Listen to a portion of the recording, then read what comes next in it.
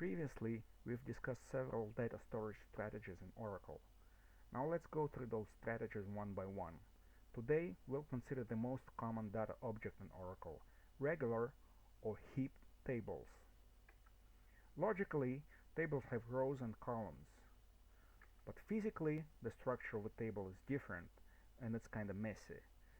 It looks nothing like tidy rectangular structure that comes to mind when we say table. Rather, it's a bunch of blocks that store rows in no particular order. On the physical level, there are no columns, in the sense that there is no way to only access a certain set of columns from a table. We have to read table blocks with all the columns they contain and then throw out those that we don't need. Tables don't guarantee any particular ordering. Moreover, when data is deleted from table, Oracle doesn't do anything to make it more compact, so this empty space still remains part of the table contents, and scanning it still takes time and resources. So when the table becomes sparse because of deletions or updates, it is a good idea to rebuild it to release the free space and to reset the high watermark. There are two ways to access a table, either by making a full scan of it, reading all of its contents up to the high watermark, or by row ID, when only one block corresponding to that row ID is read. Since on the physical level, data in table is not ordered, it's impossible to guess the row IDs that are of interest to the end user. So the only way to use a row ID on a table is if we store it somewhere externally, typically in an index defined on that table, which makes a separate segment. Now let's look at an example. Let's create a table and fill it with test data, and then we can look at its internal structure. So here I create a table called Heap Example. It has three columns: ID, a number, padding, a varchar, and X, another number. And here it says that the table is heap organized. Those keywords are not mandatory here.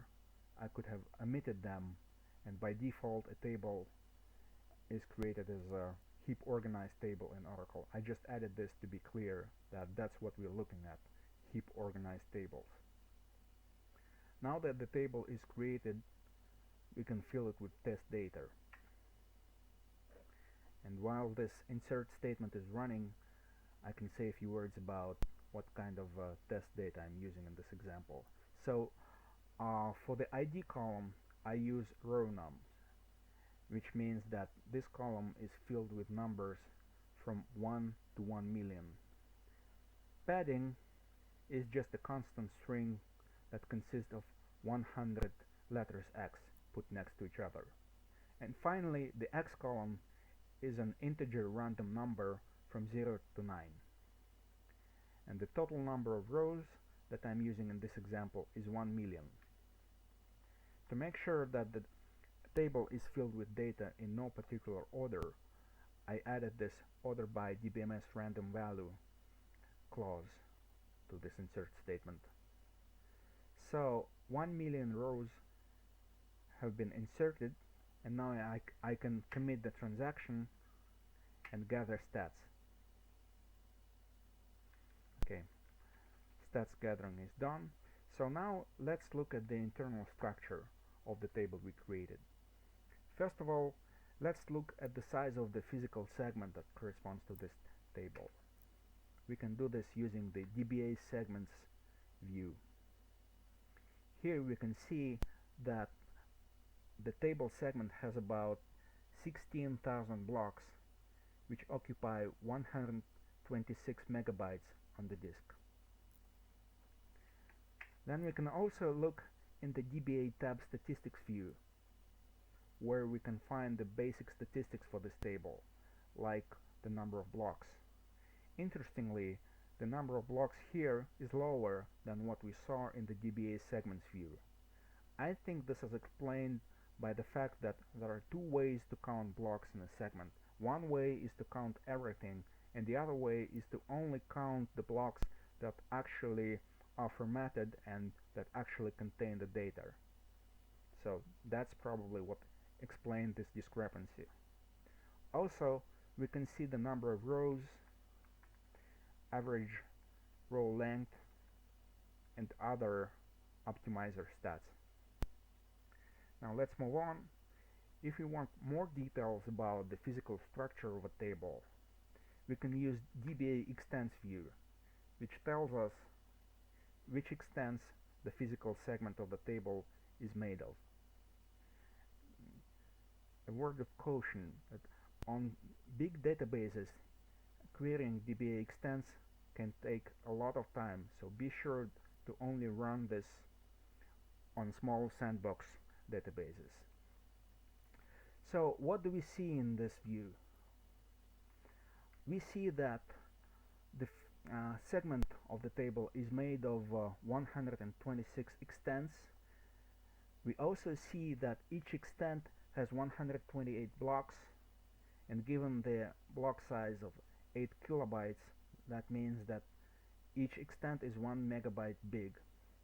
We also see that all of the extents come from the same data file and that they are densely packed one after another. So one extent ends and the next one begins.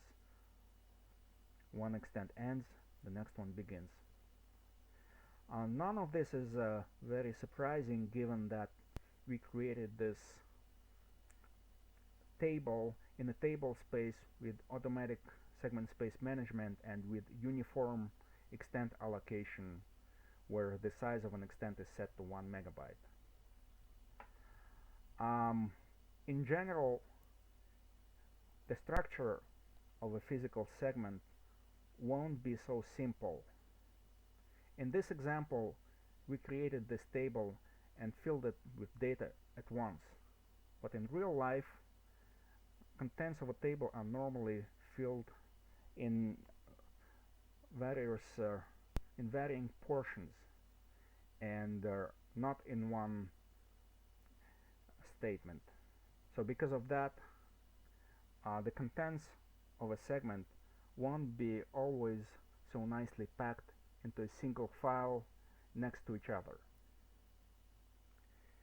If for some reason we want even more details about the physical structure of the table, then we can dump one or several blocks from the table and take a close look at them. This can be done with the statement alter system dump. Just a couple of steps to prepare. One step is to set the trace file identifier. We don't have to do that, but it makes the trace files easier to find in case we need to do so later. And another step which is also optional, but I do it anyway, is flushing the buffer cache. I do it because in the dump of a block I often see stuff that is dumped from the memory. So maybe if I flush the buffer cache, I see less of the stuff. I'm not entirely sure, so I basically just do it as a precaution. Okay, now we are all set, and the only missing piece is the addresses for the blocks that we want to dump. Let's go back to the DBA extent view. Okay, so here we take the min block and max block, which correspond to the initial and the final block of the extent with the identifier 0. And now we can dump the contents of this extent. Done. And find the location of the dump in the $diaginfo view. Let's copy that, go to text editor, open file, paste. Okay. Let's scroll down to the formatted section. Here we can see the block header with the transaction slots, various flags, and other header information, including the row directory, which tells us how many rows, by the way in this case it's 63, are located and their exact offsets. And if we scroll down a little bit further, we can see the actual block contents, the actual data that is stored in this block. Column 0 corresponds to the ID column. Column 1 corresponds to the padding column. And finally, column 2 is the random number X. In order to read the actual values of the columns, we need to know how Oracle stores the numbers binary. It's not very complicated, but it's not particularly exciting or useful in practice. So instead, I'm going to show a different way to read the contents of block dump. It's a util raw package which contains functions like cast to number. So since we know that the ID column is a number, we know that we have to use the cast to number function to read the contents. Let's run this query. Okay, we see that this number corresponds to 215,805.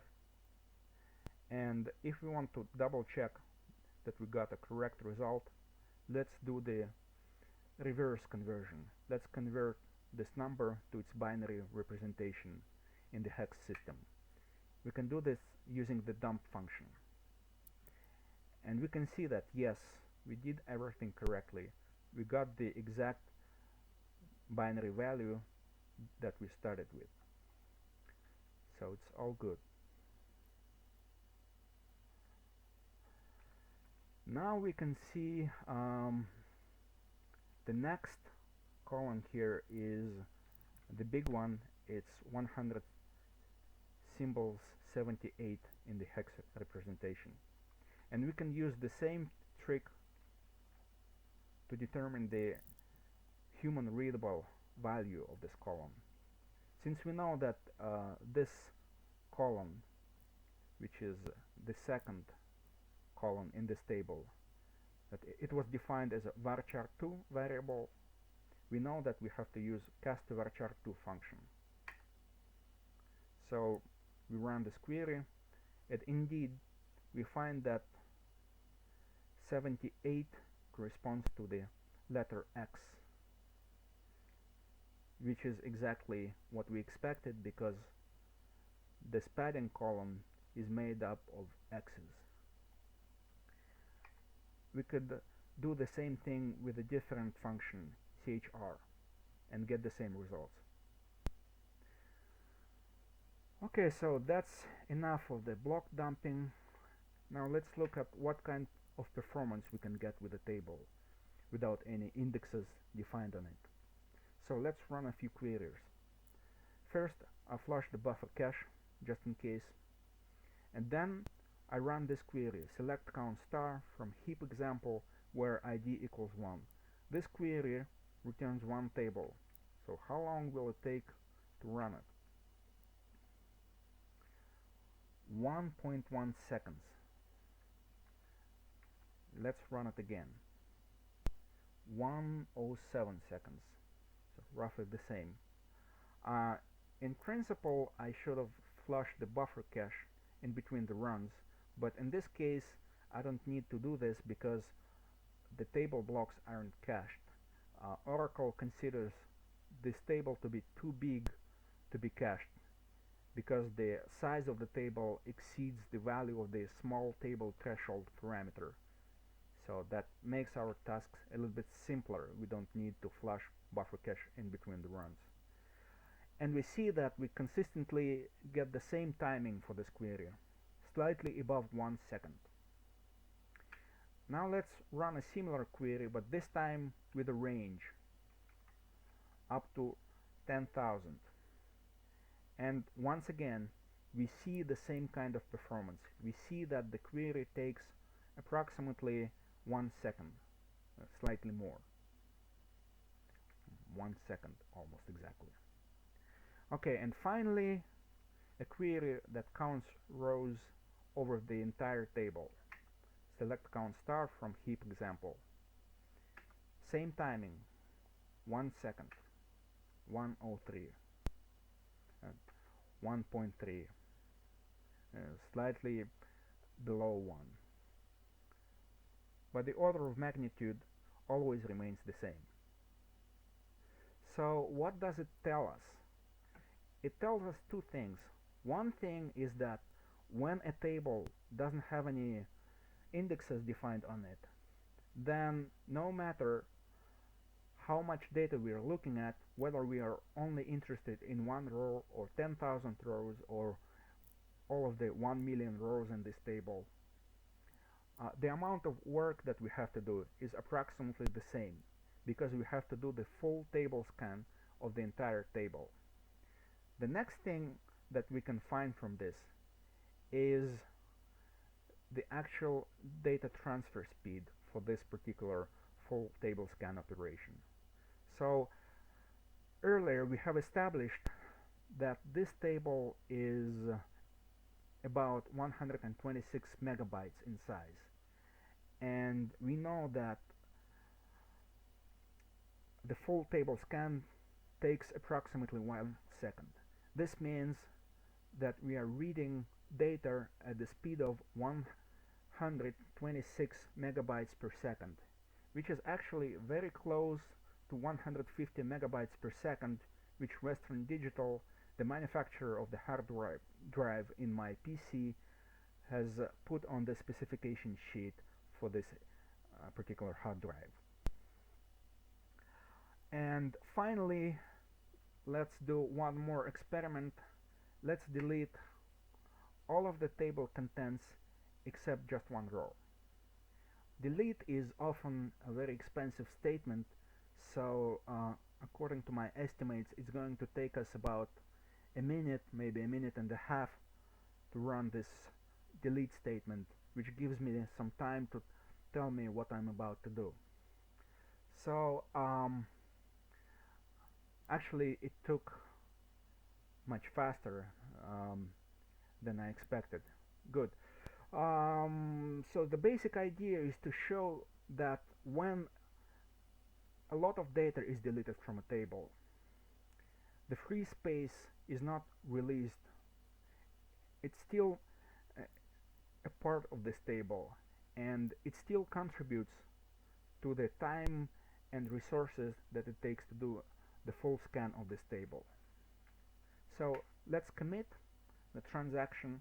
The table now only has one row in it. Let's flush the buffer cache, because during the delete operation many of the blocks were cached, which can affect the performance of the queries that we are about to run. And now let's go back to the queries that we just ran. Remember that this time heap example table only has one row in it instead of 1 million. So let's see how long it takes to run the query. 1.2 seconds. Let's run again. 1 second exactly. Let's run again. 0.9 seconds. Let's run again. 1 second. So we see that basically performance stays the same, which is kind of amazing, because the size of the table, if we measure it in terms of rows, we decrease the size of the tables 1 million times. We only have one row, but the performance stays almost exactly the same. Let's check that the performance of queries over a range also remains the same. Yes, indeed, it's 104 seconds. Let's run again. 1009 seconds. 108 seconds. So it's always approximately 1 second. And now the entire table. 1017 seconds. Let's run again. 104 seconds. So the performance hasn't changed. which was the point that I was trying to make. And now let's flush the buffer cache and look at the performance of the insert operation.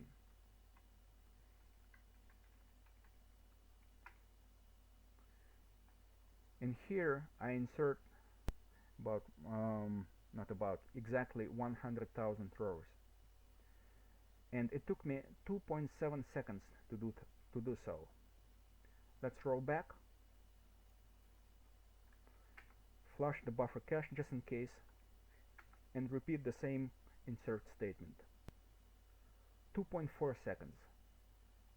Roll back, flush buffer cache, and again. 2.4 seconds. So the performance is relatively consistent, and it takes approximately 2.4 seconds to insert 100,000 rows into a regular table without any indexes. If this a lot, at the moment we don't have anything to compare this to, so let's remember this result, and we'll come back to it when looking at other types of table, like index organized tables, hash clusters, and partition tables. So this is pretty much it. Thank you very much for watching. I hope you liked it, and see you soon.